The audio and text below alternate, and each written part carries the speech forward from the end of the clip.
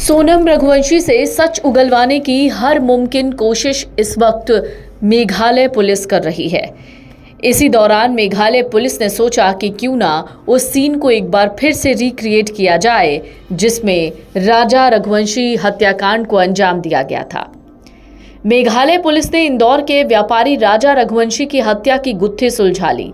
पता लगा लिया कि आखिरकार किस तरीके से सोनम ने अपने दोस्तों के साथ मिलकर राजा को मरवाया होगा। पुलिस ने क्राइम स्पॉट पर सीन को रिक्रिएट किया, जिससे पता चला कि सोनम और उसके साथियों ने मिलकर राजा पर हमला किया।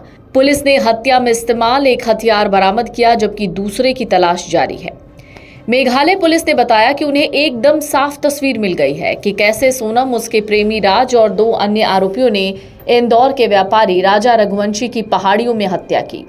सोनम और 3 अन्य लोगों की मौजूदगी में मेघालय पुलिस की विशेष जांच टीम ने सोहरा में क्राइम स्पॉट पहुंचकर उस दिन के सीन को रिक्रिएट किया। अपराध स्थल के रिक्रिएशन के बाद पूर्वी खासी हिल्स के पुलिस अधीक्षक विवेक सीएम ने कहा कि उन्हें अब एकदम साफ तस्वीर मिल गई है।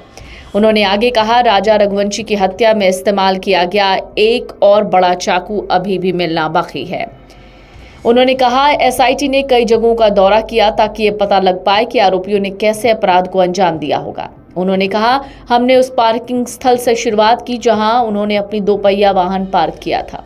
फिर हम उस व्यू पॉइंट पर गए और ये पता लगाया कि हत्या से ठीक पहले कौन कहां खड़ा था।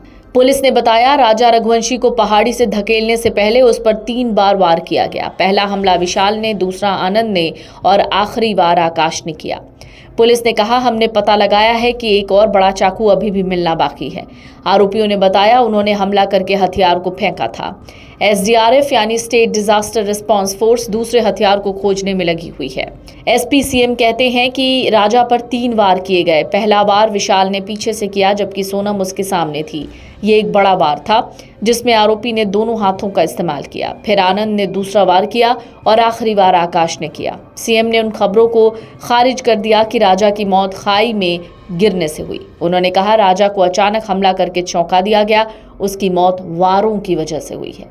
सीएम ने बताया, राजा का फोन सोनम ने और फिर विशाल ने हत्या के बाद तोड़ दिया। उन्होंने कहा, हमने पता लगा लिया है कि राजा के मोबाइल फोन के साथ क्या हुआ। इसे सोनम रघुवंशी ने और फिर विशाल ने तोड़ा। ये सब कैसे हुआ ये भी पता चल गया है और वो यहाँ से कैसे निकले ये भी पता चल गया है। उन्होंने बताया, हमने पता लगाया है पीड़ित को हथियार से मारा गया। सोनम सामने थी, राजा पीछे था, विशाल दाहिनी ओर था, आकाश ठीक पीछे लेकिन बाईं ओर था और आनंद उसकी बाईं ओर था। पहला वार विशाल उर्फ विक्की ने किया। जब राजा को मारा गया और खून निकला तो सोनम उस जगह से भाग गई क्योंकि वो बचाने के लिए चीख रहा था। वो बस उस जगह से दूर चली गई। तीनों आरोपियों ने शव को नीचे फेंक दिया।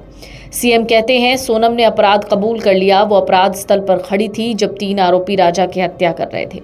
उन्होंने कहा, आज हमने अपराध स्थल को फिर से बनाया। वो कहाँ खड़ी थी, उसकी क्या भूमिका थी, सब कुछ सामने आ गया। तीनों लोगों ने राजा की हत्या की। सोनम वही थी, उसने फोन को नष्ट कर दिया। ये सब पहले से तय था। उन तीनों ने मिलकर उसके शव को ठिकाने लगाया। राजा रघुवंशी की हत्या के सिलसिले में कुल 5 लोग गिरफ्त में हैं। राजा एक नवविवाहित थे और अपने हनीमून के लिए मेघालय गए। गिरफ्तार किए गए लोगों में उनकी पत्नी सोनम, 4 अन्य आकाश, विशाल, राज और आनंद शामिल हैं। पुलिस इस मामले की गहराई से जांच कर रही है ताकि और भी तथ्य जो छुपे हैं वो सामने आ सकें। सीनियर पुलिस अफसर का कहना है कि एक धारदार हथियार बरामद किया गया है। इसे आरोपियों ने हत्या के लिए गुवाहाटी से खरीदा था। ईस्ट खासी हिल्स के एसपी विवेक सीएम ने कहा कि वो जल्द ही आरोपियों के खिलाफ चार्जशीट दाखिल करने की कोशिश कर रहे हैं। Kind of terrain out there, which is a perpendicular fall to the gorge. The SDRF is here and we will be recovering it. If they can get today, we're hoping that they should get today. If not, then tomorrow. But the whole the hitting of the victim with that or using that weapon on the victim has been ascertained, and where that weapon was thrown from has also been ascertained. See, there were, as per the postmortem report, there were 2 wounds on the head. So the third one, which Anand has said, when he had taken his shot, he was very nervous, and I think it didn't make much of an impact.